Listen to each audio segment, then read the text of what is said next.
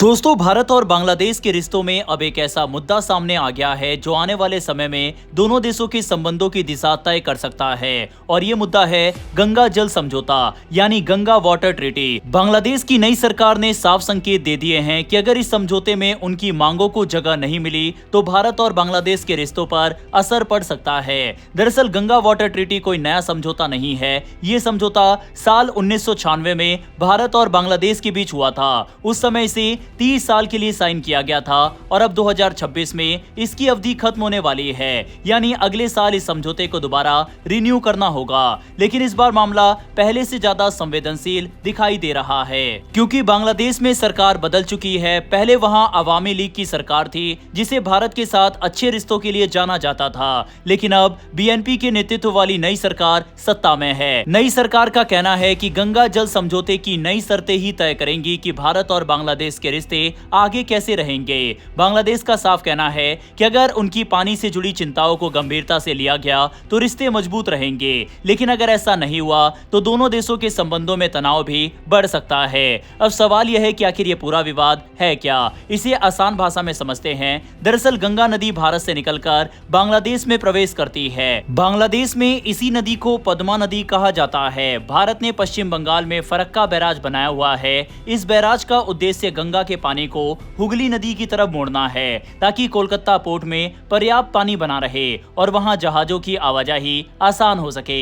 लेकिन बांग्लादेश की चिंता अलग है। उनका कहना है कि फरक्का बैराज की वजह से गंगा का पानी कम मात्रा में बांग्लादेश पहुंचता है। इससे वहां खेती, मछली पालन और पीने के पानी की समस्या बढ़ती है। खासकर सूखे के मौसम में स्थिति ज्यादा गंभीर हो जाती है। इसी विवाद को हल करने के लिए 1996 में गंगा वाटर ट्रीटी बनाई गई थी। इस समझौते के तहत फरक्का बैराज पर पानी की मात्रा मापी जाती है और उसी हिसाब से भारत और बांग्लादेश के बीच पानी बांटा जाता है। अगर पानी ज्यादा होता है तो दोनों देशों को पर्याप्त हिस्सा मिलता है। अगर पानी कम होता है तो तय फॉर्मूले के अनुसार बंटवारा किया जाता है। इसके लिए दोनों देशों की एक जॉइंट कमेटी भी बनाई गई थी जो हर 10 दिन में पानी की उपलब्धता की समीक्षा करती है। लेकिन बांग्लादेश लंबे समय से इस व्यवस्था से पूरी तरह संतुष्ट नहीं रहा।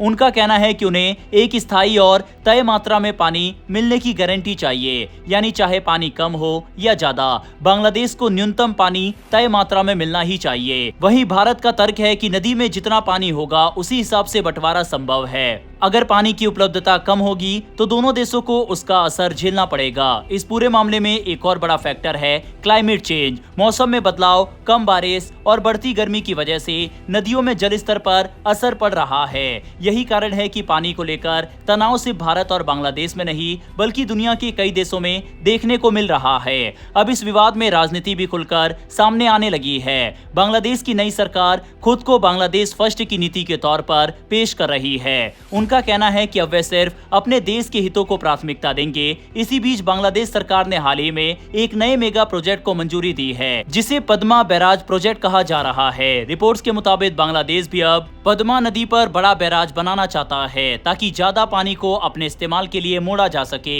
यानी जिस तरह भारत ने फरक्का बैराज बनाया उसी तरह बांग्लादेश भी अपने हिस्से के पानी को नियंत्रित करना चाहता है। भारत ने इस पर चिंता जताई है और कहा है कि ऐसे किसी भी प्रोजेक्ट पर दोनों देशों के बीच बातचीत होनी चाहिए, क्योंकि ये साझा नदी का मामला है। लेकिन बांग्लादेश के जल संसाधन मंत्रालय का कहना है कि पद्मा बैराज उनका आंतरिक मामला है और इस पर भारत का कोई अधिकार नहीं है। यही वजह है कि अब गंगा वाटर ट्रीटी सिर्फ पानी का समझौता नहीं रह गया, बल्कि ये भारत और बांग्लादेश की राजनीतिक और कूटनीतिक रिश्तों का बड़ा मुद्दा बन चुका है। आने वाले महीनों में दोनों देशों के बीच होने वाली बातचीत काफी अहम रहने वाली है, क्योंकि इसका असर सिर्फ पानी तक सीमित नहीं रहेगा बल्कि व्यापार, सुरक्षा और क्षेत्र सहयोग पर भी पड़ सकता है। फिलहाल सबसे बड़ा सवाल यही है, क्या भारत और बांग्लादेश इस मुद्दे का शांतिपूर्ण और संतुलित समाधान निकाल पाएंगे या फिर पानी का ये विवाद दोनों देशों के रिश्तों पर नई दूरी पैदा करेगा। बहरहाल दोस्तों, क्या आपके हिसाब से जिस तरह से भारत ने पाकिस्तान का पानी रोका था, क्या इसी तरह से भारत को इसमें भी अमेंडमेंट लाकर ज्यादा पानी अपने हिस्से में लेना चाहिए? आपकी इस पर क्या राय है, कमेंट बॉक्स में लिखकर बताइएगा।